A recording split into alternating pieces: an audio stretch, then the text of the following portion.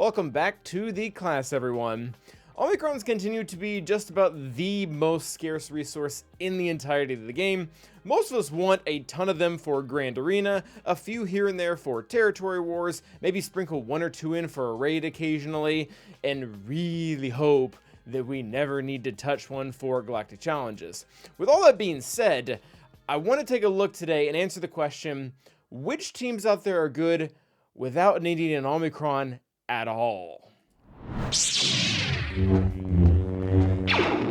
So that is what we are going to endeavor to do. We're going to list out the top 10 teams that really don't need an Omicron. This is going to have a PvP tilt just because that's typically where the difference is actually going to be. You don't necessarily need me to tell you that the Tuskins were a good raid team in the Crate Dragon raid without an Omicron, because we all already knew that, because that didn't really even exist.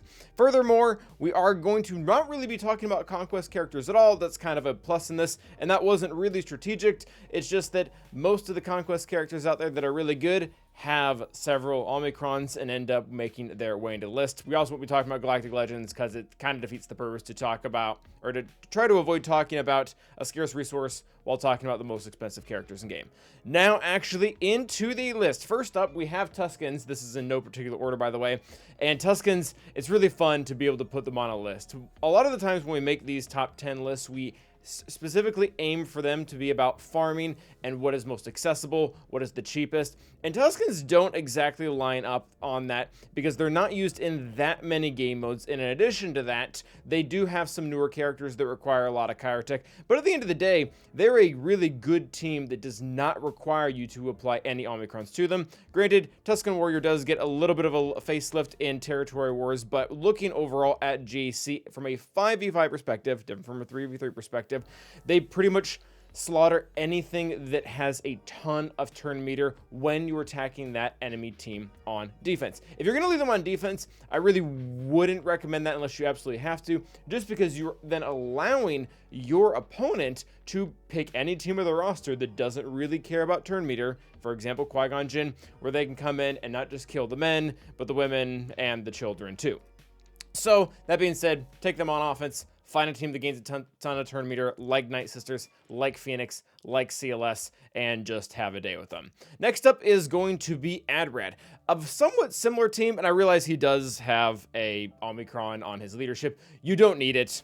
Quite frankly, everything that he wants to do, he can do without this. This is kind of a nice cherry on top to have the 40% max protection and Spark of Rebellion, but ultimately, all of the anti-Empire synergy that you need to beat your classic DTMG squads without the Datacron, your Iden squads, or even the Tusken squad that we just looked at, you don't necessarily need this to be able to beat any of them. They already have that all wrapped in their kit. Again, I love this as an offensive tool because the AI, as we've mentioned many times before, is pretty dumb. They did not get the memo that you have to kill Adrad before you can kill Jinn. And since Jinn is typically a weaker character because everyone who has Adrad took him up to R9 for the profundity, they end up just wailing on Jinn Erso the entirety of the battle and can't kill her. Adrad gets to stick around. You can't put it on defense too. Bad Batch does kind of beat it, but I guess Bad Batch beats almost every single other B team out there. Next up is going to be Afra. Again, this is a team that has an Omicron that doesn't necessarily need one. I've used Afra a ton in 5v5 and 3v3,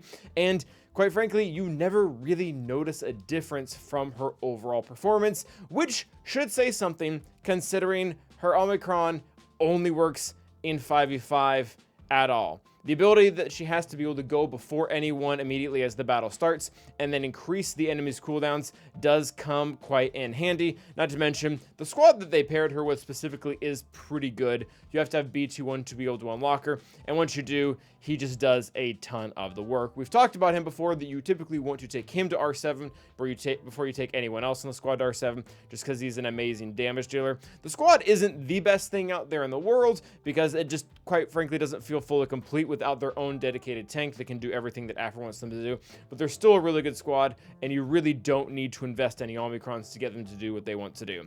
Next up are Jedi, which it's really hard to make any type of list in this game without ever including Jedi. And while the Qui-Gon Jinn and even the Kelleron Beck teams do require Omicrons for either GAC or TW to really get off the ground, Jedi Knight Revan, old classic lead, one of the first multi-paragraph sleeves we had is still very good. Pairing him up with Jedi Knight Cal Kestis, Jedi Knight Luke, or even some of the, lesser Jedi still ends up doing a ton of stuff.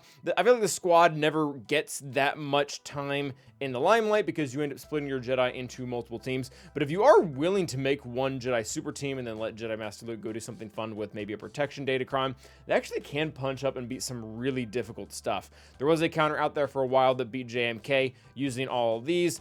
Basically, what you were doing is you were having Cat come in, immediately kill your Jedi Revan. Jolie would then revive them, and then between the insta-kill, Jedi Luke stun, and the overall control, you can just eventually dismantle the entirety of their team. And again, maybe not what you're doing most of the time because you already have Cal listed in to beat Malgus every single time, but it is a fun option and a good squad nonetheless.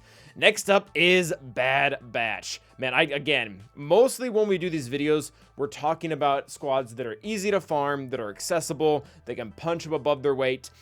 And because of that, we never really get to talk about Bad Batch that much because they require about 1.6 billion Chirotech. But at the end of the day, they are a really good squad. They're pretty much the ultimate B team killer, beating a wide variety of teams. In fact, several of the teams that we've talked about thus far, they're a pretty good counter to. Adrad being specific, the Qui-Gon Jinn team we talked about, pretty much any and every Separatist team out there as well. Again, assuming no Omicrons. And they did come out, if my memory serves me correctly, just right before Omicrons really started to pick up. So CG didn't get into some really weird pattern where they felt like they had to give every single one of them one.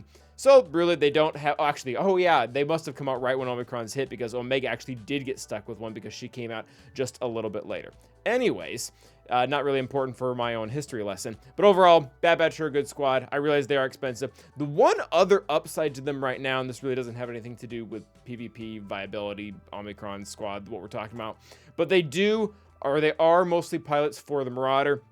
And that is really important right now. The Negotiator has always been a good fleet, but once you add in the Marauder on top of that, and quite frankly, you can even do fun things with Mace if you really so aspire to, but if you add that into the Negotiator, you pretty much allow it to punch up on offense against some of those really tough fleets like the Executor. So Bad Batch, fantastic.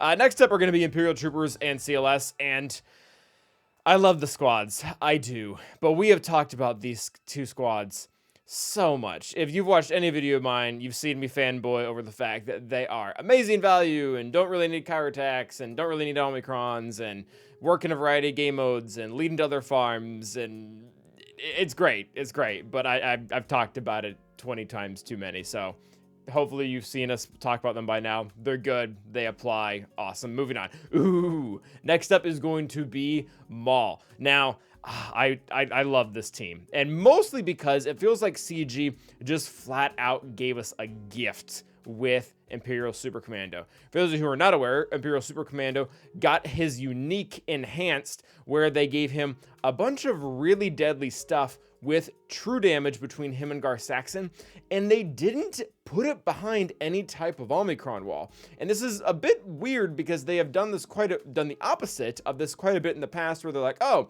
Trey is a good character, let's make her even better, but let's do it specifically in Grand Arena by giving her Grand Arena Omicron.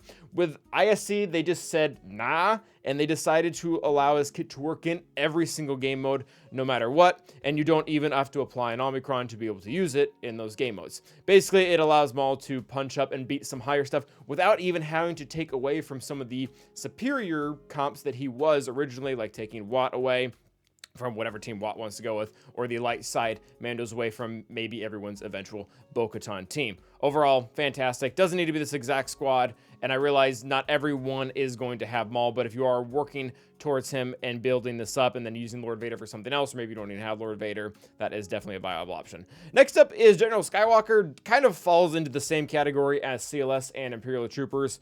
Overall, pretty much a staple core team that everyone ends up working at one point for another, both because they're accessible and good, and then on top of that also because the farm just leads into so many other things and has a lot leading into it that it just makes a lot of sense to build the squad overall. So, staple team, very good. doesn't need an Omicron. I won't be mad. I wouldn't be mad if Fives or someone got an Omicron, or maybe we get Jesse eventually and he has an Omicron and you throw him in the team and they get even better. That would be cool. I would not reject that. And last but not least is going to be the Inquisitors. And this one feels a little bit like cheating, because we said at the beginning of this video, and the whole point of this video is to talk about some of the best squads out there, specifically in PvP, that don't use Omicrons, or at least need them to function. And that last phrase is really key here, because while Inquisitors are better with Omicrons, they are really good without them. If you take away Third Sister's leadership Omicron, in fact, every single Omicron that she has in general, the team does pretty much everything, every disgusting thing that it was already doing before, except beat JMK as well. It will still beat JML. You'll still beat a lot of the other top teams out there, like General Skywalker. And then even from a defensive purpose, you don't really open up any counters by specifically having the death mark out there.